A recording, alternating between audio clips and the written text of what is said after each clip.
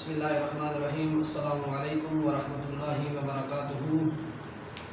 عزیز طلبہ، امید ہے کہ آپ خیریت سے ہوں گے۔ خدا علم یزل کی بارگاہ کے اندر دعا ہے کہ اللہ رب العزت سب کو صحت عطا فرمائے۔ عزیز طلبہ، اس سے پہلے ہم نے حقوق العباد پر اس کی مختلف ٹاپک پر ہم نے اسٹڈی کی، تو آج ہم معاشرتی ذمہ داریاں ہم ان پر ڈسکس کریں گے۔ عزیز طلبہ، اسلام معاشرے کو ہر حال کے اندر، ہر موقع پر خوشحال دیکھنا چاہتا ہے، اور معاشرے کے خوشحال رہنے کے لیے یہ بات لازم ہے کہ معاشرے کے اندر محاسن اخلاق جو ہیں یہ ہر شخص کے اندر پائے جائیں۔ اگر محاسن اخلاق کو ختم کر دیا جائے تو پھر معاشرہ خوشحالی کی طرف نہیں بلکہ تباہی اور بربادی کی طرف گامزن ہو جائے گا۔ عزیز طلبہ، محاسن اخلاق میں سے سب سے پہلی چیز جو ہے وہ دیانتداری۔ جس معاشرے سے دیانتداری ختم ہو جائے یا جس بندے سے دیانتداری ختم ہو جائے تو وہاں پر وہ معاشرہ جو ہے وہ اپنے ہر معاملات کے اندر تباہی اور بربادی کی صورت کے اندر گر جاتا ہے۔ مثال کے طور پر آپ یوں لیں کہ کاروباری معاملات کو دیکھ لیں، گھر کا ماحول دیکھ لیں، کسی ادارے کا ماحول دیکھ لیں، وہاں پر اگر دیانتداری سے کام نہیں کیا جاتا تو جہاں پر دیانتداری پائی نہیں جاتی تو وہ ہر چیز، چاہے وہ کاروباری معاملات ہو، لین دین کا معاملہ ہو، یہ سب چیزیں جو ہیں وہ تباہ و برباد ہو جاتی ہیں۔ اور جس شخص کے پاس یا جس کے اندر دیانتداری نہ پائی جائے تو لوگ بھی اس سے نفرت کرتے ہیں اور اس لوگوں کا اعتبار جو ہے وہ ختم ہو جاتا ہے۔ دیانتداری کی آپ کو میں ایک سادہ سی مثال دوں۔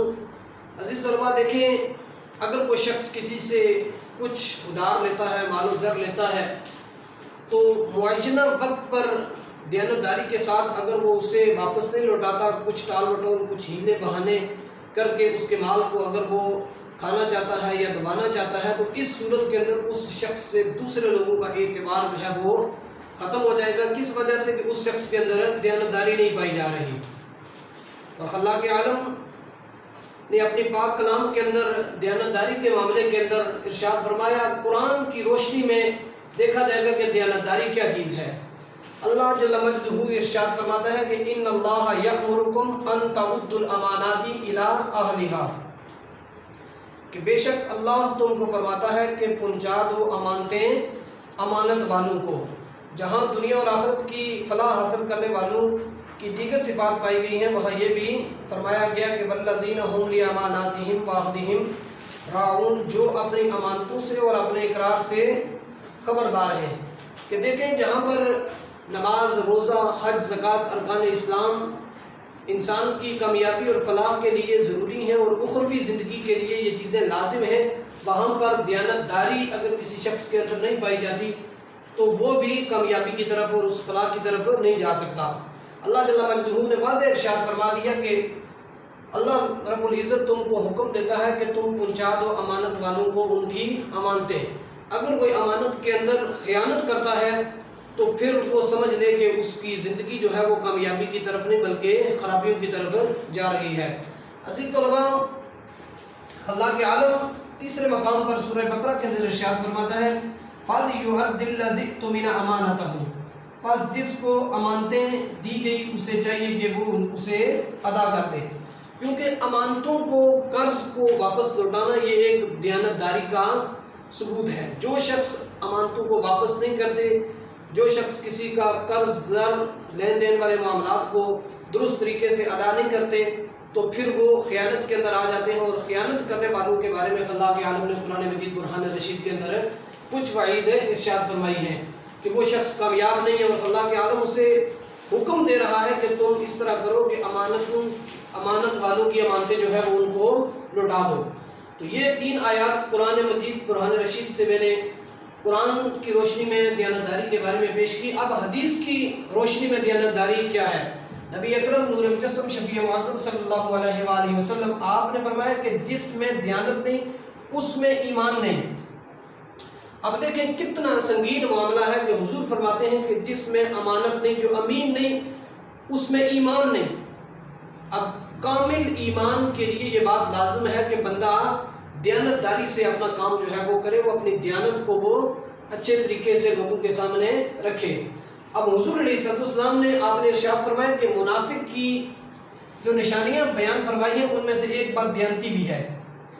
حضور علیہ السلام نے منافق کی 3 نشانیاں بیان فرمائی۔ آپ نے فرمایا کہ جب منافق بات کرے گا تو جھوٹ بولے گا، جب وعدہ کرے گا تو خلاف ورزی کرے گا، جب اس کے پاس امانت رکھی جائے گی تو خیانت کرے گا۔ اب دیکھیں کتنا بڑا سنگین معاملہ ہے کہ جس کو میں اور آپ میں سے ہر بندہ اس دیانت داری کو پس پشت رکھتے ہیں، بات بات پہ دیانت داری کو چھوڑا جاتا ہے، جھوٹ بولا جاتا ہے۔ اس چیز کو پس پشت رکھنے کے ساتھ حضور کے فرمان کو اگر سامنے رکھا جائے تو بندہ اپنی زندگی کے اندر کبھی بھی دیانت داری کو نہیں چھوڑے۔ حضور نے فرمایا سب سے پہلی چیز جس میں دیانت نہیں اس میں ایمان نہیں۔ پھر حضور نے منافق کی 3 نشانیاں بیان فرمائی کہ جب وہ بات کرے گا تو جھوٹ بولے گا، اور جب وعدہ کرے گا تو خلاف ورزی کرے گا، اور حضور نے تیسری نشانی یہ ارشاد فرمائی کہ جب اس کے پاس امانت رکھی جائے گی تو اس میں خیانت کرے گا۔ تو آپ صلی اللہ علیہ وآلہ وسلم نے دیانت کے مفہوم کو محض تجارت کاروبار تک محدود نہیں رکھا، بلکہ وسعت دے کر جملہ حقوق العباد کی ادائیگی کو بھی دیانت کے دائرے میں شامل کر دیا۔ آپ صلی اللہ علیہ وسلم کا فرمان ہے کہ محفل میں کی جانے والی باتیں بھی امانت ہوتی ہیں۔ بعض لوگوں کی، بعض طلباء کی، بعض بڑے بڑے لوگوں کی بھی یہ عادات میں شامل ہوتا ہے کہ ایک محفل سے بات سن کر پورے محلے میں پھیلا دینا، یا کوئی محفل میں ایسی بات کی جائے کہ جس کی وجہ سے کسی شخص کے انجانے کے اندر اس کی زبان سے ایسی بات نکلی جو کسی کے بارے میں ہو یا کچھ بھی ہو جس سے فتنہ برپا ہوتا ہو، تو وہاں سے جو باتیں اٹھا کر دوسری جگہ پہ کی جاتی ہیں۔ حضور فرماتے ہیں کہ محفل میں کی جانے والی باتیں بھی اگر ان کو اہل محفل باہر جا کر دوسرے لوگوں کو بتائیں گے تو یہ بھی خیانت ہے۔ یہ نہیں کہ کاروباری یا قرض یا کسی کے پاس مال و زر ہی امانت رکھی تو وہی امانت ہے، بلکہ جو بات کسی کو کوئی راز کے طور پر بتاتا ہے تو وہ بھی اگر کسی دوسرے کے ساتھ کی جائے تو یہ بھی دیانت کے زمرے کے اندر آتا ہے۔ اسوہ رسول صلی اللہ علیہ وآلہ وسلم آپ کو دیکھا جائے تو آپ جو کفار اور مشرکین تھے، مکے کے جو بڑے بڑے کٹر مشرک تھے، وہ بھی آپ کو امین کہہ کر پکارتے تھے کہ آپ امانت دار ہیں۔ اور حضور جب ہجرت کر کے مکہ سے مدینہ تشریف لے گئے تو آپ کے پاس کچھ لوگوں کی امانتیں تھیں، تو آپ نے سیدنا حضرت علی المرتضیٰ رضی اللہ تعالیٰ عنہ آپ کے پاس وہ امانتیں آپ کو دی کہ وہ لوگوں کو امانتیں لٹا کر آپ بھی مدینہ منورہ تشریف لے آئیں۔ دیکھیں کتنا امانت میں خیانت کرنا، وہ چاہے بات کے حوالے سے ہو، مال و زر کے حوالے سے ہو، یا کسی دوسرے معاملات کے اندر امانت ہو، تو ہر حال میں انسان کو دیانتداری سے وہاں پر کام کرنا چاہیے، اور کسی کی بات ہے تو وہ بھی اس کو امانت کے طور پر اپنے پاس رکھے۔ محاسن اخلاق میں سے دوسرا ہے ایفائے عہد، اب وعدہ پورا کرنا۔ اللہ کے عالم نے پاک کلام کے اندر ارشاد فرمایا وَأَوْفُوا بِالْعَهْدِ إِنَّ الْعَهْدَ كَانَ مَسْئُولًا، پورا کرو عہد کو، بے شک عہد کی پوچھ گچھ ہوگی۔ اب وعدے کو بھی اگر دیکھا جائے تو انسان کے تمام وعدوں میں اہم ترین عہد وہ ہے جو اس نے یوم ازل سے بندگی کے معاملے میں اپنے خالق سے کیا۔ ایک تو وہ وعدہ ہے کہ جو انسان، کچھ وعدے دنیا پر ہوتے ہیں جو انسان ایک دوسرے سے کرتے ہیں، ان کے اندر بھی جو ہے وہ جو عہد کو پورا نہیں کرتے ان سے بھی سوال کیا جائے گا، اور کچھ وعدے وہ ہیں جو ہم روز ازل میں اپنے خالق سے کر کے اس دنیا کے اندر آئے، اور ان وعدوں کے بارے میں بھی ہم سے سوال کیا جائے گا۔ اللہ کے عالم نے ارشاد فرمایا وَبِعَهْدِ اللَّهِ أَوْفُوا ذَلِكُمْ وَصَّاكُمْ بِهِ لَعَلَّكُمْ تَذَكَّرُونَ، اللہ کا عہد پورا کرو، تم کو یہ حکم کر دیا ہے تاکہ تم نصیحت پکڑو۔ ایک اور مقام پر باہمی معاہدوں اور اجتماعی رشتوں کی پاسداری کا لحاظ رکھنے کی ہدایت فرمائی گئی کہ الَّذِينَ يُوفُونَ بِعَهْدِ اللَّهِ وَلَا يَنقُضُونَ الْمِيثَاقَ وَالَّذِينَ يَصِلُونَ مَا أَمَرَ اللَّهُ بِهِ أَن يُوصَلَ، وہ لوگ جو پورا کرتے ہیں اللہ کے عہد کو اور نہیں توڑتے اس عہد کو جو لوگ جو ملاتے ہیں جس کے لیے اللہ نے حکم دیا کہ جوڑا جائے۔ اب اس بات قرآن کی آیات کو دیکھا جائے تو وعدے کے معاملے کے اندر ہم بھی چھوٹی چھوٹی باتوں پر ہم وعدے تو کرتے ہیں لیکن ان وعدوں کو پورا نہیں کرتے. جو کسی سے عہد کیا جائے درست طریقے پر ہو، یہ نہیں کہ ایسا وعدہ کہ جو ہمیں برائی کی طرف لے کر جائے. عزیز طلباء، ایسے وعدوں کی پاسداری ضروری نہیں ہے، بلکہ وہ وعدے جو ہمیں ہمارے دین کے مطابق ہوں اور ہمیں وہ سچائی کی طرف لے کر جا رہے ہوں اور ہماری زندگی کے اندر وہ کامیابیوں کو کھیل رہے ہوں، تو ایسے وعدوں کی پاسداری لازم ہے. جو وعدے شریعت کے خلاف ہیں ان وعدوں کی پاسداری ضروری نہیں ہے. تو اللہ کے عالم نے اپنے پاک کلام کے اندر واضح ارشاد فرما دیا، وَأَوْفُوا بِالْعَهْدِ إِنَّ الْعَهْدَ كَانَ مَسْئُولًا. وعدوں کو پورا کرو، عہد کو، اور اس عہد کے بارے میں تم سے سوال کیا جائے گا. یہ تھا وعدے کے بارے میں قرآن کی روشنی میں. اب احادیث مصطفیٰ صلی اللہ علیہ وآلہ وسلم، اس میں نبی اکرم نور مجسم شفیع معظم صلی اللہ علیہ وآلہ وسلم، حضرت انس رضی اللہ تعالیٰ عنہ سے روایت ہے کہ نبی کریم صلی اللہ علیہ وآلہ وسلم اپنے اکثر خطبوں میں یہ بات ارشاد فرماتے تھے، لا دین لمن لا عہد لہ. اس شخص کا کوئی دین نہیں جس کے پاس، جسے اپنے عہد کا پاس نہیں ہے. آپ نے فرمایا کہ اس شخص کا دین ہی نہیں ہے کہ جس کے پاس عہد نہیں ہے. اب دیکھیں وعدے کے بارے میں کتنا بڑا حضور علیہ السلام نے آپ کا فرمان دیکھا جائے تو جو لوگ وعدوں کو پورا نہیں کرتے، وہ کسی معاملات کے اندر ہوں، وہ کاروباری معاملات کے اندر ہوں، لین دین کے معاملات کے اندر اکثر طور پر عہد کی پاسداری نہیں کی جاتی. تو ان عہد کے بارے میں جو ہے وہ انسان سے سوال کیا جائے گا. اگر ایسے وعدے جو ہم نے روز ازل سے بندگی کے معاملے میں کیے ہیں، اگر آج بھی کوئی شخص ان بندگی سے غافل ہے تو وہ اس سے بھی اس عہد کے بارے میں سوال کیا جائے گا. نبی اکرم نور مجسم شفیع معظم صلی اللہ علیہ وآلہ وسلم، پیچھے بھی دیانتداری میں بھی احادیث پاک ایک بیان کی گئی کہ حضور نے منافق کی 3 نشانیاں بیان فرمائی. ایک تو وہ جب وہ بات کرے گا تو جھوٹ بولے گا، جب وعدہ کرے گا تو وعدہ خلافی کرے گا. تو یہ ایک منافق کی علامات میں سے ایک علامت یہ ہے کہ جب وہ عہد کرے گا تو اس کو پورا نہیں کرے گا. اب دیکھیں کہ عزیز طلباء، ہم بھی وعدے کرتے ہیں. مثال کے طور پر ہر روز کچھ طلباء ایسے ہوتے ہیں کہ ان کو سبق یاد نہیں ہوتا، تو وہ اپنے اساتذہ سے، اپنے ٹیچروں سے اس بات پر عہد کرتے ہیں کہ ہم کل سے اپنا کام تیار کر کے لائیں گے. تو وہ وعدہ تو کر لیتے ہیں لیکن اس وعدے پر پورا نہیں اترتے.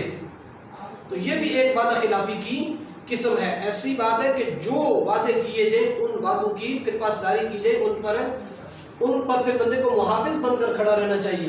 اور حضور علیہ السلام آپ نے ارشاد فرمایا کہ جس میں عہد نہیں اس میں ایمان نہیں. اسوہ رسول صلی اللہ علیہ وآلہ وسلم، آپ اس وقت کے حالات کو اگر دیکھا جائے تو نبی کریم صلی اللہ علیہ وسلم سخت سے سخت حالات میں بھی عہد کی پابندی فرمائی. جب صلح حدیبیہ کے موقع پر حضرت ابو جندل رضی اللہ تعالیٰ عنہ زنجیروں میں جکڑے ہوئے تھے تو آپ صلی اللہ علیہ وسلم کی خدمت میں حاضر ہوئے. انہوں نے اپنے جسم کے داغ دکھائے کہ اہل مکہ نے انہیں مسلمان ہو جانے پر کتنی اذیتیں دی. درخواست کی کہ انہیں مدینہ ساتھ لے جایا جائے. تو آپ صلی اللہ علیہ وسلم نے اس شفقت کے باوجود جو آپ صلی اللہ علیہ وسلم کو مسلمانوں سے تھی، تو انہیں اپنے ہمراہ مدینے لے جانے سے محض اس لیے انکار کر دیا کہ قریش سے معاہدہ ہو چکا تھا کہ مکہ سے بھاگ کر آنے والے مسلمانوں کو مدینے سے لوٹا دیا جائے گا. اب حالات کی سنگینیوں کے باوجود بھی حضرت ابو جندل رضی اللہ تعالیٰ عنہ نے اپنے داغ بھی دکھائے. اور حضور کیونکہ مشرکین سے یہ معاہدہ کر چکے تھے کہ جو شخص مکہ سے مسلمان بھاگ کر مدینہ منورہ تشریف لے جائے گا تو اس کو واپس اہل مکہ کے حوالے کیا جائے گا. تو حضور نے اس